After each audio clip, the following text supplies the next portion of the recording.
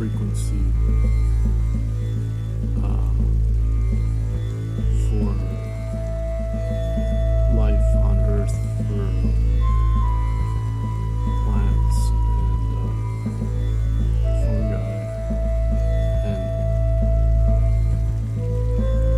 animals,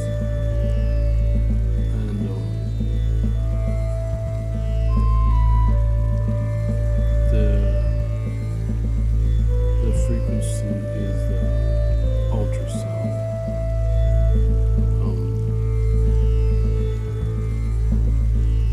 And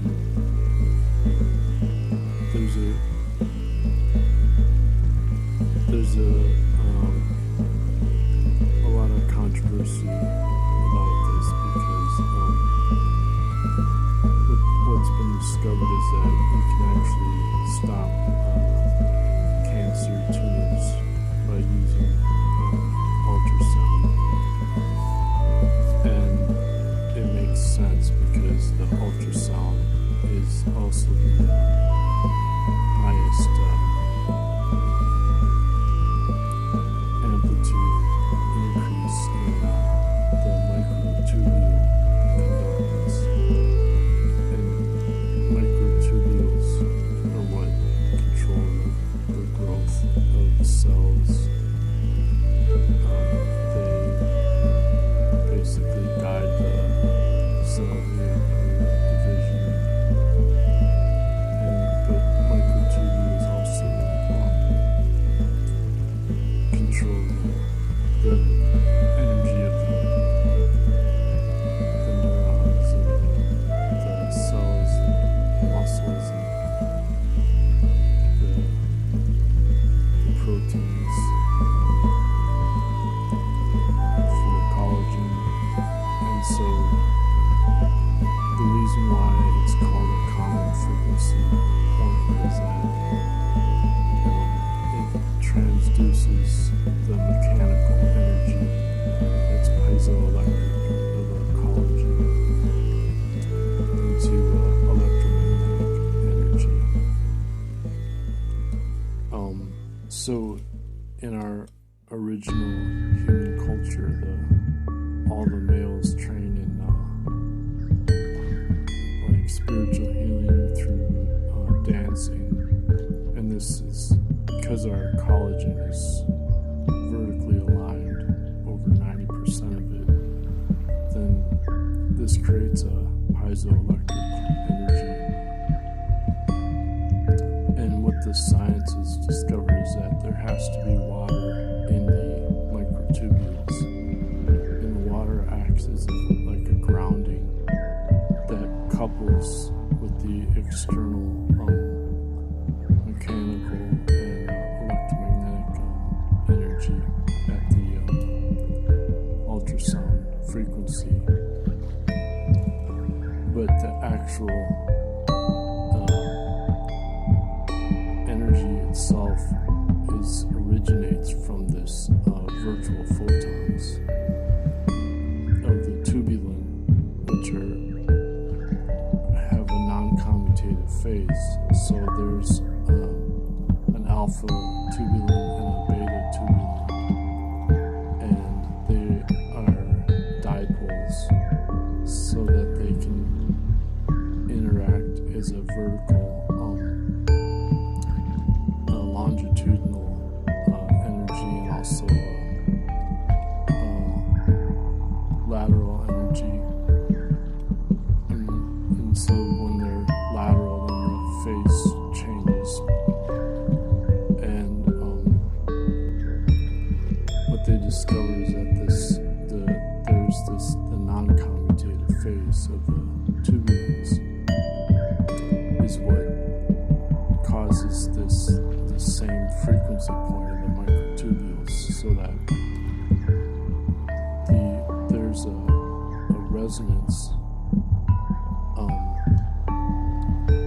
due to the phase overlapping, so that for the different species of life, even though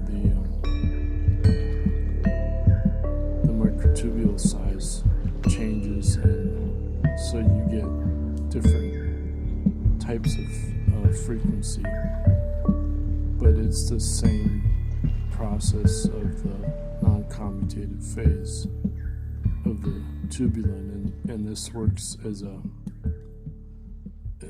with proteins that are hydrophobic, so they work with the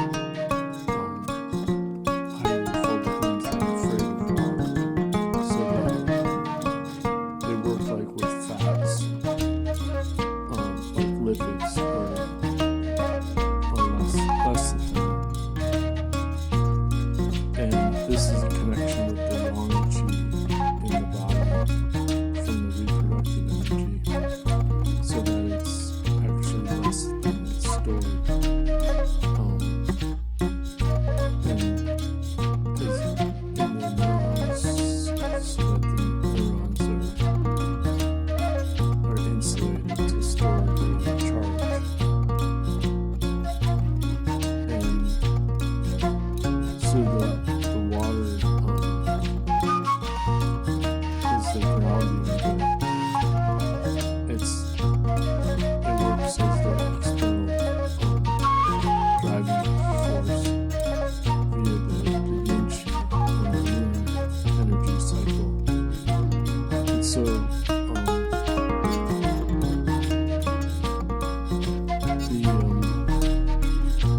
the goal of the scientists who discovered this, and I've corresponded with these scientists, is